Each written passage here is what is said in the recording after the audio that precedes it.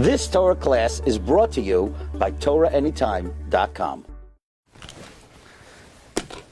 Hi everyone. Good afternoon. We're continuing in the Sefer Orchos Chaim of the Rosh. We're up to Ois Kuf Tes Zayin 1:16.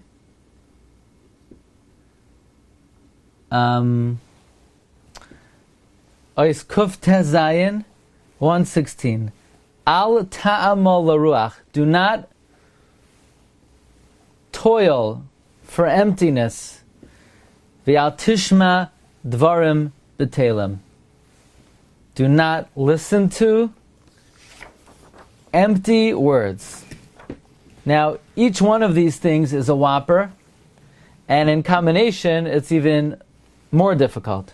Do not toil for nothing. Do not listen to empty words. Now, what does it mean, do not toil for nothing? We say every morning in davening, V'yasem b'libeinu ahavasoi v'yirasoi v'lasoi srutzainoi u'la'avdoi b'leiv avshalem l'man loy niga larik v'loy ne'el b'hala. Place in our hearts love, fear, so we should not toil for nothing. So here we also see an idea that if we don't have love and fear of Hashem, we could be toiling for nothing. Rabbi Zolti cites the Siddur Hagra, that even if somebody knows Kol HaTorah Kula, but if he doesn't have the midah of Ahava and the midah of Yira that bring to diligence in Avodas Hashem and carefulness and zrizos, they could end up violating many Gufei Torah without even thinking about it. Mebli meisim al libay. Therefore, it is very important to have Yer Shamayim. So the Orchos Chaim of the Rosh is saying, don't toil for nothing. You could be involved in Limud Torah one's whole life, but still come up empty-handed, because the purpose of learning is for Ahava and Yira, and if you don't reach that, so then all your toil in a way was for naught. Now it's hard to... that's how the Siddur Hagra translates it. Laman loy niga larik. Rav Goldberg brings another possible interpretation. The Gra, in his letter that we spent a lot of time on, the Gra says, Kol amal ha'adam lefihu. That's what it says in Koheles. And our sages say, all a person's mitzvos and Torah is not sufficient to counteract what he says with his mouth. So what exactly does that mean? So Rav Goldberg cites his own perush on the Igeres Hagra, that since the Medrash tells us that the advantage of a man over animal is the koyach hadibor, so if a person abuses their koyach hadibor, even if they do a lot of mitzvahs amasim tovim, but if they don't use their mouth properly, their avodah is very insignificant, because the main advantage of man over animal is dibur, and if the diburim are not used properly, then you don't show any advantage over an animal. But Goldberg says, furthermore, as we know from Chavos Havava, someone who frequently speaks Lashon Hara about their friend, they could end up losing all their zechusim. They could, by speaking Lashon Hara on one's friend, you could get all your friends' averos, and you could give them your mitzvahs. So it's possible for a person to toil in vain, and therefore the Rosh is saying, Al ta'amol laruach, do not toil for nothing. But then the Rosh says, V'al tishma dvarim b'telem. Do not listen to dvarim b'telem. What's that saying? What's the connection over here?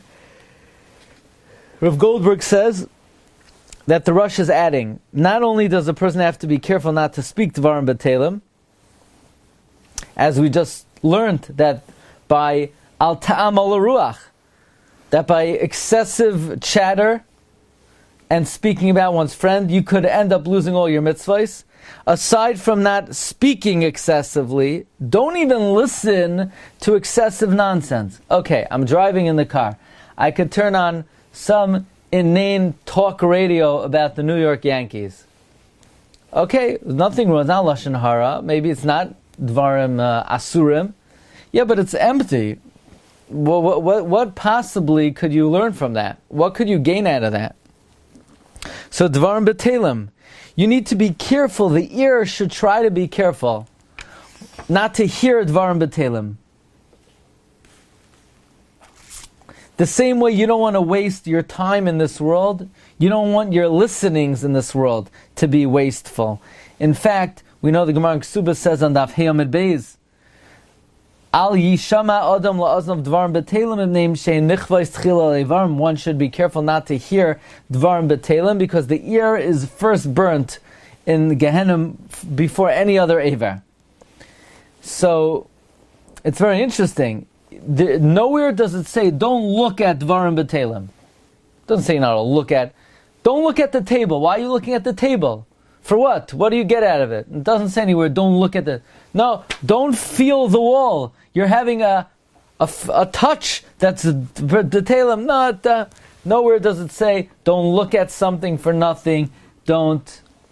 By the way, even though the Bali Musar would say, Rabbi Eliyah Lapian was once waiting at the bus stop, and he glanced, knew where's the bus, and he was upset at himself. Why did he glance? It's not going to make the bus come sooner. So he's sort of acting excessively, but that was a matter of, personal restraint, where he wanted to have such self-control. He didn't want to do things for no reason. Like you're in the elevator and it's not moving fast enough, so you press the button a few times, as if that's going to make the elevator move faster.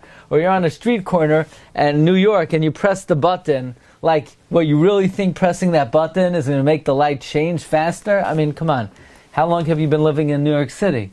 So there's an idea, to have a discipline not to do things for nothing. But nevertheless, there's a concept of all Dvarim B'Telim.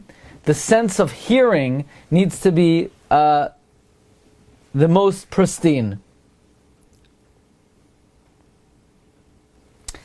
Rabbi Tzal Zolti brings, and quoted by Rav Goldberg, that he heard from Rabbi Cheskel Levenstein, that by listening to Dvarim B'Telim, you could actually lose your kinyanim ruchniim. Why? Because in your mind, you cannot simultaneously hold on to Dvarim B'Telim and Torah. And there's a concept that's brought in the Medrash and Shir Shirim, L'reach shemanecha toivim. Just like oil, if it's a full cup, when you pour oil into a cup that's full of other liquids, the oil doesn't mix, but the shemen goes out. Divrei Torah does not mix with leitzanis. Meaning, just like oil, if the cup is full and some water falls into it, so then the oil will spill out. Some water will spill out. So too, if you hear Divrei Torah, Devarim Shaleitzanis will leave you. If Devarim Shaleitzanis enters, Divrei Torah will leave. Basically like this. Your mind has limited capacity. So if you put in sports, Torah leaves. If you put in Torah, sports leaves. In other words, even not Dvarim Asurim. If it's just Leitzanos, the mind has a specific cap of what it could hold on to, what it could contain.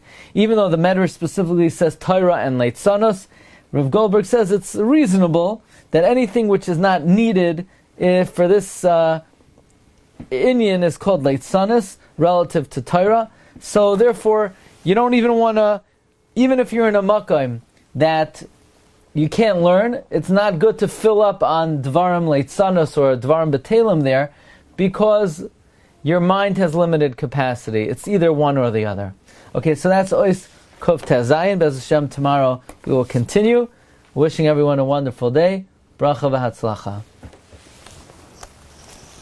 You've just experienced another Torah class brought to you by TorahAnytime.com.